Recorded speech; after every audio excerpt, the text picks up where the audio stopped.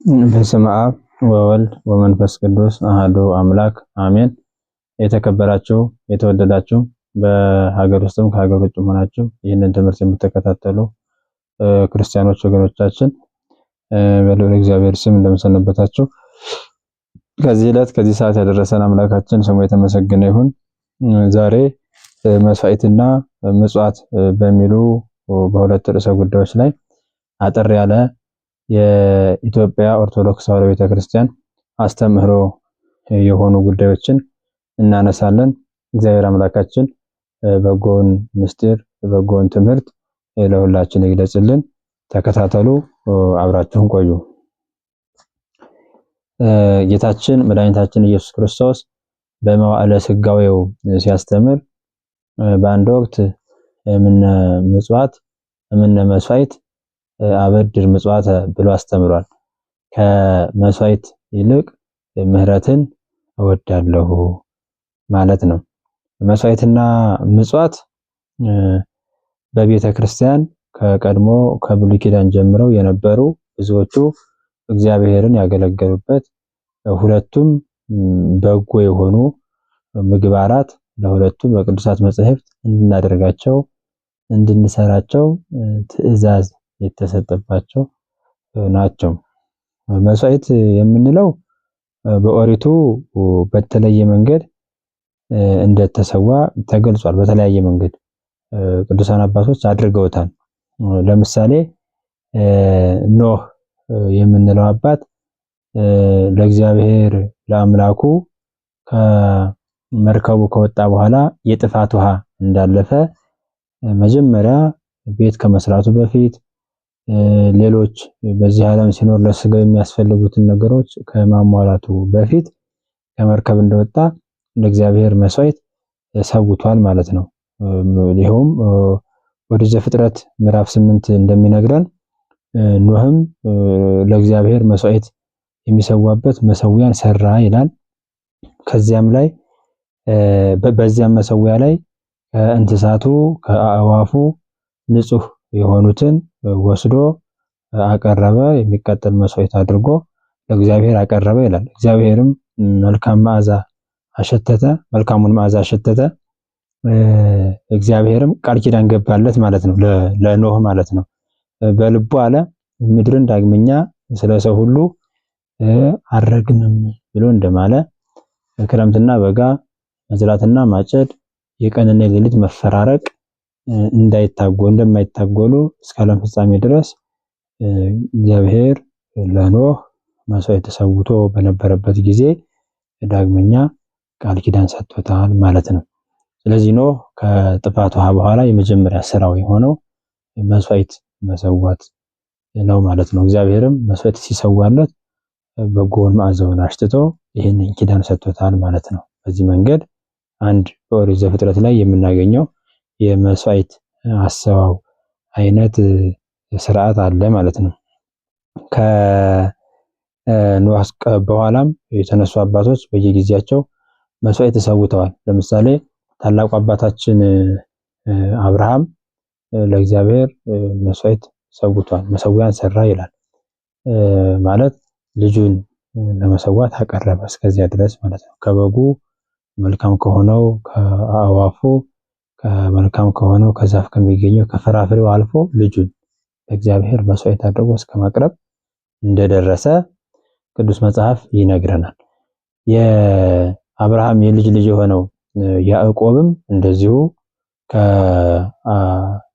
ከአጎቱ ከሚስቶቹ አባትም ከላባ ተመልሶ ወደ አባቱ ሀገር ወደ ቤቴል ወደ ከነዓን በተመለሰ ጊዜም ራእይ ባየበት ቦታ ላይ ለእግዚአብሔር መሰዊያን እንደሰራ ቅዱስ መጽሐፍ ይነግረናል ማለት ነው።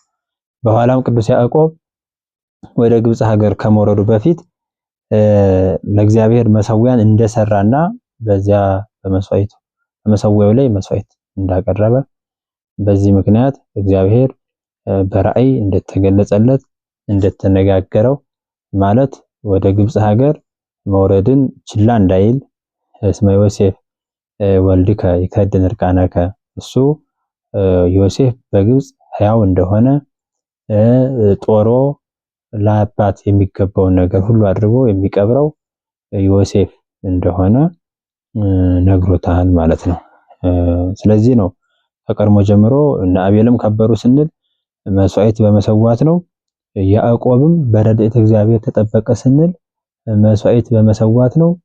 ኖህም እንደዚሁ ኪዳንን ተቀበለ ስንል ኪዳነ ኖህ የሚባለው መስዋዕት በመሰዋት በዚህ የተገለጸ ሕይወት ነው ማለት ነው። ዓላማው በመስዋዕቱ አማካኝነት በሆነ ጉዳይ ላይ ፈቃድ እግዚአብሔር ምን ይሆን፣ የእግዚአብሔር ፈቃድ ምን ይሆን የሚለውን ለይቶ ለማወቅ ለመረዳት ነው። እግዚአብሔር ለመጠየቅ ነው። ከማገልገል ባሻገር ማለት ነው። ይሄ ትልቅ ጥያቄ ነው። ለየትኛውም ሰው ትልቅ ጥያቄ ነው ይሄ። ትዳር ሊሆን ይችላል፣ ምንኩስና ሊሆን ይችላል፣ የተለያየ ስራ ዘርፍ ሊሆን ይችላል። በዚህ ጉዳይ ላይ የእግዚአብሔር ፈቃድ ምን ይሆን? እንዳገባ ይሆን? እንዲመነኩስ ይሆን? በዚህ ስራ ዘርፍ ተሰማርቼ እንድኖር ይሆን? ምን ይሆን የእግዚአብሔር ፈቃዱ በዚህ ጉዳይ ላይ የሚለውን ማወቅ በጣም ትንሽ ነገር አይደለም። በጣም ትልቅ ነገር ነው ይሄ። ትልቅ ነገር ነው ይሄ። በሁሉም ሰው ህይወት ውስጥ ያለ ነው ማለት ነው። ሀገሩን ትቶ ግብጽ ለመውረድ ያዕቆብ በልቡ ከመምከር አልፎ ፈቃድ እግዚአብሔርን በቀጥታ ለማግኘት ለመስማት መስዋዕት ተሰዋ። በመሰዊያው አጠገብ ለፍ ብሎ ተኛ። በዚያ በራእይ ተገለጸለት ማለት ነው። ስለዚህ መስዋዕት ፈቃድ እግዚአብሔርን ይገልጻል፣ ያሳውቃል፣ እግዚአብሔርን ማገልገያ ይሆናል ማለት ነው። ኋላ ግን በሙሴ ዘመን የተለየ መሰዊያ እንደተሰራ 5 ክንድ ርዝመት 3 ክንድ ቁመት እና 5 ክንድ ስፋት ያለው ትልቅ መሰዊያ እንደተሰራ፣ ሁለት አይነት መሰዊያ እንደተሰራ እሱም አንደኛው አሁን ያልነው የረጅሙ ብርት የተለበጠው ከማይነቅዝ እንጨት ውስጡ የተሰራው በደብተራ ኦሪት በሙሴ ድንኳን በሩ ላይ የሚሆነው የሚቃጠለውን በጉን፣ ፍየሉን፣ ላሙን የተለያዩ መስዋዕቶችን የሚያቀርቡበት እንደሆነ በኦሪት ዘጸአት ላይ ጌታ ለሙሴ ነግሮታል። ኋላም ባስልኤልና ኤልያብ የሚባሉ ሁለት ደጋግ ሰዎች ጽፈውታል ማለት ነው። ማነው ሰርተውታል ማለት ነው። እግዚአብሔር ጥበቡን የገለጸላቸው ሰዎች። በዚህ መሰዊያ ላይ 5 አይነት መስዋዕቶች ይቀርባሉ። የመስዋዕት አይነቶች አንደኛው መስዋዕተ ሰላም ይባላል። የሰላም መስዋዕት ነው። ህዝቡን መስፍኑ ከህዝቡ የትኛውንም ሹም ከተሾመበት ወገን ከህዝቡ ጋር ህዝቡንም ከበላይ ካለው አካል ጋር የሚያስማማ አንድ እንዲያደርግ የሚያደርግ የሰላም መስዋዕት፣ በሀገር በሰፈር ሰላም የሚያመጣ ጸብን የሚያርቅ መስዋዕት፣ በዚያ ዙሪያ የእግዚአብሔር መንፈስ ሀገሩን እንዲጠብቅ የሚያደርግ የሰላም መስዋዕት ነው። ይህንን በርካታ የእስራኤል ነገስታት ሲሰዉት ነው የኖሩት። ሳኦልም እንዳቅሙ እንደውም የሰላም መስዋዕት እንደሰዋ ቅዱስ መጽሐፍ ይነግረናል። በሀገራችን እንኳን የተነሱ ቅዱሳን የምንላቸው ነገስታት ከቤተ ክርስቲያን አንዱ የማይለዩበት ይህንን በመፈለግ እንደሆነ ታሪካቸው ይናገራል ማለት ነው። ምክንያቱም በሚጸልዩበት ጊዜ ህዝቡን ሰላም አድርግ፣ እኔን ከህዝቡ ጋር ህዝቡን ከኔ ጋር አንድ አድርግ፣ ሰላም አድርግ እያሉ ይጸልዩ ነበር። ቅዱሳን የማንላቸውም እስከ ኃይለ ሥላሴ ዘመነ መንግስት የነበሩት ነገስታት ቤተ እግዚአብሔር ሲሰሩ ገዳማት ላይ መባ፣ ዕጣን፣ ጧፍ ሲልኩ ስለ ሰላም ጸልዩ፣ ህዝቡን ከሰራዊቱ ሰራዊቱን ከህዝቡ የሚያስማማ መንፈስ ከሀገራችን እንዳይለይ የሚያለያየው እንዳይገባ እያሉ ይሹ ስለነበረ ነው። ሁለተኛው የኃጢአት መስዋዕት ነው። ኃጢአት ሰርቶ ሰውየው ለካህኑ ይናገራል። ካህኑ ሰምቶ እንደዚህ አድርግ ይለዋል። በኦሪቱ የተጻፈ አለ። ሴት ፍየል ሰውቶ የሚሰራ የኃጢአት አይነት አለ። 2 በጎችን አምጥቶ አንዱ ተቃጥሎ አንዱ ደግሞ ወደ ምድረ በዳ የሰውየውን ኃጢአት ተሸክሞ ሄዶ በዚህ መንገድ የሚሰራ ኃጢአት አለ። የእጽዋት ፍሬ የሚያመጣ አለ። የተለያየ አይነት ነው ለኃጢአት የሚቀርበው መስዋዕት ማለት ነው። ሶስተኛው የምስጋና መስዋዕት ነው። ሰዎች ለእግዚአብሔር እንደዚህ አድርገህልናል፣ ልጅ ሰጥተኸኛል፣ ታምሜ አድነኸኛል፣ ክረምቱን በሰላም አሳልፈኸኛል፣ በጋውን በሰላም አሳልፈኸኛል፣ በመከራዬ ወቅት አልተለየኸኝም፣ ስለዚህ አምላኬ ሆይ አመሰግንሃለሁ ብለው ካላቸው ላይ ለእግዚአብሔር መስዋዕት አድርገው የሚያቀርቡት ይሄ መስዋዕት አኮቴት ወይም የምስጋና መስዋዕት ይባላል። አራተኛው የድህነት መስዋዕት ነው። የድህነት መስዋዕት ሰዎች አባል ቸነፈር መጥቶባቸው ከዚያ አድኗቸው።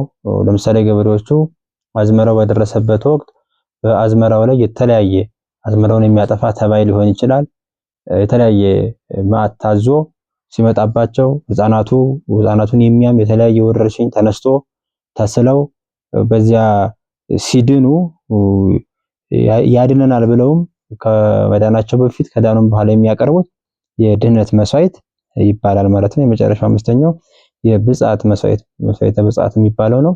የስለት ነው። እሱ በተለያየ መንገድ የሚቀርብ ነው። ሰውየው ፀጉሬን 1 ዓመት ያክል አልላጭም ብሎ ከተሳለ ዓመት ሲሞላው ፀጉሩን ተላጭቶ ፀጉሩን በመሰዊያው ላይ እንደሚያቃጥለው የተለያዩ ከብቶችን ሊሆን ይችላል፣ በጎችን ሊሆን ይችላል ከተሳለ እነዚያም የስለት መስዋዕት ተብሎ እንደሚቀርብ በዚህ መንገድ በኦሪቱ ተገልጿል ማለት ነው። እነዚህ ሁሉ ዓላማቸው አንድ ነው ሲጠቀለል ማለት ነው። አንድ ነው ዓላማቸው። እሱ ምንድነው? ገጸ እግዚአብሔርን ማየት፣ በእግዚአብሔር ፊት መክበር ነው። የመስዋዕት ዓላማው ይሄ ነው። ጠቅለል ተደርጎ በብጽዓትም በኩል ይቅረብ፣ በምስጋናም በኩል ይቅረብ፣ በኃጢአት ስርየት በኩልም ይቅረብ፣ የድህነትም ይሁን የሰላምም ይሁን ገጸ እግዚአብሔርን ማየት፣ እግዚአብሔርን ምሕረቱን ማግኘት፣ በእግዚአብሔር ፊት መክበሪያ ነው የመስዋዕት ዓላማው ማለት ነው። እና እግዚአብሔር እነዚህን ሁሉ የመስዋዕት አይነቶች ሰዎች ያቀርቡለታል፣ ይሰውለታል። ነገር ግን ምን አለ ጌታ? ከእነዚህ ሁሉ ምህረትን ወዳለሁ አለ ማለት ነው በወንጌል ላይ። መስዋዕት ይሄ ነው። በዚህ መንገድ የሚቀርብ ነው። በካህናቱ በኩል የሚቀርብ፣ በማዕከሉ በቤተ መቅደሱ በኩል የሚቀርብ ነው። ከነዚህ ሁሉ ግን ምህረትን ወዳለሁ አለ። መስዋዕቱ የሚቀርበው ለእግዚአብሔር ነው። የሚቃጠለው በእሳት ሽቱ ቢመጣ ቤተ መቅደስ ሁሉም ለመስዋዕት ይሁን ተብሎ ወደ ቤተ መቅደስ ቢመጣ ለእግዚአብሔር ነው። ምህረት የሚለው ወይንም ምጽዋት ግን በከርሰ ነዳያን የሚያድር ነው። በድሆች ሆድ ውስጥ የሚያድር፣ ድሆች የሚጠግቡበት ነው ምጽዋት። ልብስም ከሆነ የተበረዱ ሰዎች የሚለብሱት፣ እነሱ ከመበረድ የሚያርፉበት ነው ምጽዋት የምንለው። ስለዚህ ጌታ መፍቀሬ ሰው ወዳጅ ስለሆነ ከመስዋዕት ይልቅ ምህረትን ወዳለሁ ብሎ በነብዩ ሆሴዕ ላይ የተነገረውን ቃል ለደቀ መዛሙርቱ እና በደቀ መዛሙርቱ ምክንያት ጥያቄ ላነሱት ለአይሁድ ወገኖች ይህንን አስተማራቸው ማለት ነው። በነገራችን ላይ ምጽዋት እግዚአብሔርን ከሚያስመስሉን ስራዎች መካከል አንዷ ናት። እግዚአብሔርን መምሰል በምጽዋት እንደሚገኝ ዮሐንስ አፈወርቅ ያስተምራል። ምን ማለት ነው? በምጽዋት ይገኛል ማለት ሰው ሊጸልይ ይችላል፣ በጸሎት ወደ እግዚአብሔር ይቀርባል። ጸሎት ያነጻል፣ የተለያየ ሰፊ ጥቅም ያለው ነው። እሱ ራሱን ችለን አንድ ቪዲዮ እንሰራበታለን። ጸሎትና ጥቅሙ፣ ጸሎትና ስርዓቱ በሚል ማለት ነው። ምጽዋት ግን እግዚአብሔርን ታስመስላለች ስንል እግዚአብሔር ራሱን ለኛ ምጽዋት አድርጎ ሰጥተናል። ራሱን እግዚአብሔር አብ ብሉ ልጁን እግዚአብሔር ወልድ ብንል ራሱን ስጋዬን ብሉ ደሜን ጠጡ ማለት መስጠት ነው። ምጽዋት መስጠት ነው። ምጽዋትሰ ምህረት ኢቲ ይላል ዮሐንስ አፈወርቅ በተግሳጹ። ምጽዋት ርህራሄ ናት ይላል፣ ማዘን ናት፣ ለሌላቸው ማድረግ ነው። እኛ ክብር የለንም፣ እርሱ አካላዊ ቃል በስጋ ተገልጾ ክብር ሆነን። እኛ ልብሰ ነፍስ የለንም፣ መንፈሳዊነታችን የተራቆተ ነው። በሔዋን በለስን መብላት አማካኝነት እርሱ በዕለተ ዓርብ ሰው ሆኖ በሰራው ስራ በዕለተ ዓርብ በከፈለው ዋጋ ተራቁቶ እኛን አለበሰን። ይሄ ምጽዋት ይባላል። ምጽዋት ማድረግ ነው። የተጠሙትን ማጠጣት ምጽዋት ነው። እኛ ለዘላለም በነፍስ መጠማት ውስጥ ነበር።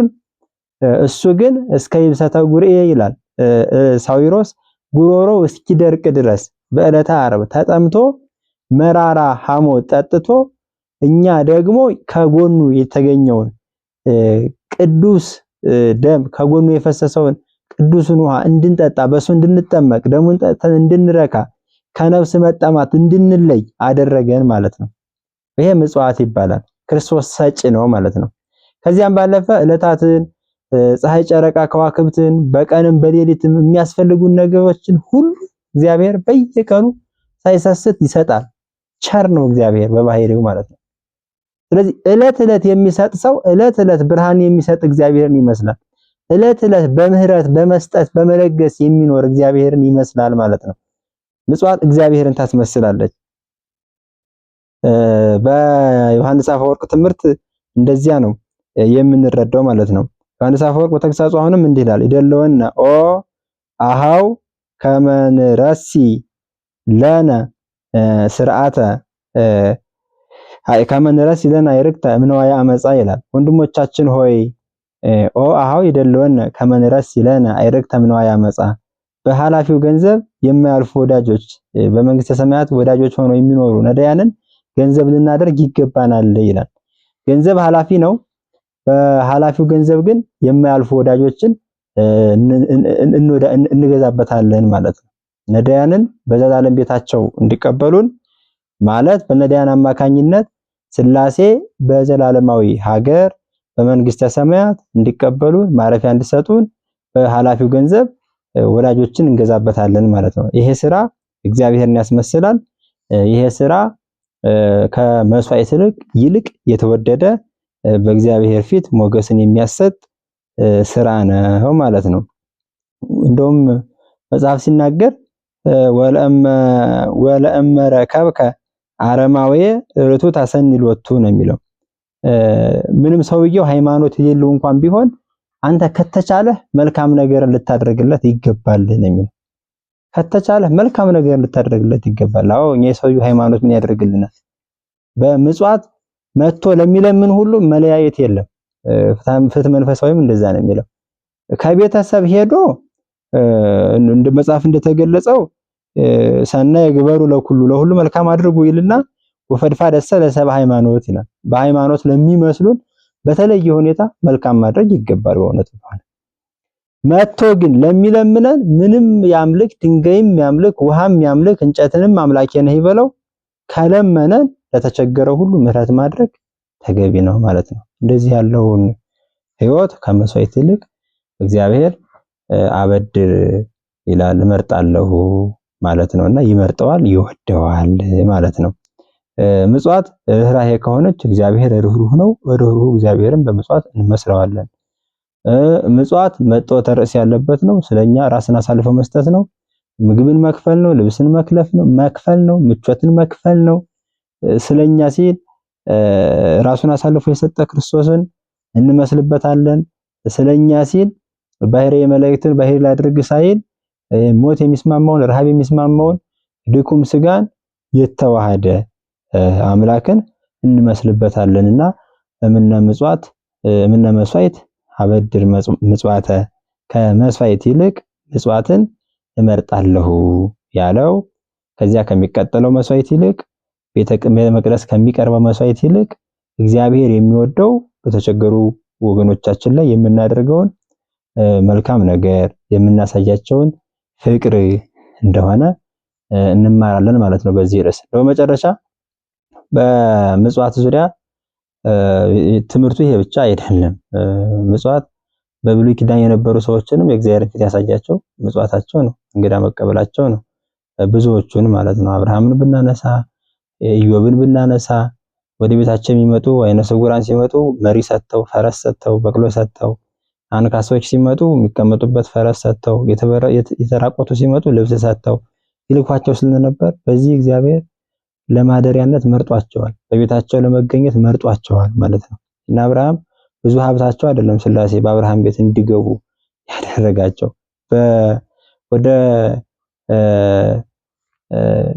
ቅዱስ የተባለው ታጋሲ የተባለው ኢዮብ ወደሱ እግዚአብሔር በደመና የመጣው የመጀመሪያው ህይወቱ ሰዎችን በመለገስ በመስጠት የኖረ በዚያ ምክንያት ደግሞ ሰይጣን ቀንቶበት እንዲታመም ያደረገው በዚያ መታገሱ በዚያ ምክንያት እንደሆነ ስለሚታወቅ ነው። እና በቤተ መንግስት ይላል መጽሐፍ በቤተ መንግስት የቤተ መንግስቱ ንግስት የንጉሱ ሚስት ስትገባ ከጠባቂዎቹ አንዱ ንግስት የት ልትገቢ ነው ብሎ እንዳይከለክላት ምጽዋት የሚመጸውት ሰውም እንደዚሁ ነው ይላል። ምጽዋትን በእግዚአብሔር መንግስት በመንግስተ ሰማያት እንደዚሁ ንግስት ነች ማለት ነው። ማንም ይከለክላት የለም። አትገቢም የሚላት የለም። ምን ማለት ነው? የሚመጸውት ሰው ንግስት በቤተ መንግስት እንደምትከበረው ያክል የሚመጸውት ሰውም እንደዚሁ በእግዚአብሔር ፊት ሞገስ ያለው ነው፣ በእግዚአብሔር መንግስት የተወደደ ነው። ቢሞት እግዚአብሔር ያን ሰው ያስነሳዋል ማለት ነው። ቢታመም ይፈውሰዋል ማለት ነው። ስለዚህ የተወደዳችሁ ምዕመናን ምጽዋታችን ብንደክም የምንበረታበት፣ ብንታመም የምንፈወስበት፣ ብንሞትም እንኳን እግዚአብሔር በክብር በትንሳኤ ክብር ለክብር በሚገባው ለቅዱሳን በሚገባው ትንሳኤ እንድንነሳ የሚያደርገን አንዱ በክርስትና ውስጥ የምንሰራው ምጽዋታችን ነውና ከመስዋዕት ይልቅ የተወደደውን ምጽዋት እንደነ ጣቢታ ልናደርገው ይገባናል። በቀጣይ በተለየ በሌላ ርዕሰ ጉዳይ እንገናኛለን። ለዛሬው ይበቃናል። ወስብሐት ለእግዚአብሔር። ይቆየን።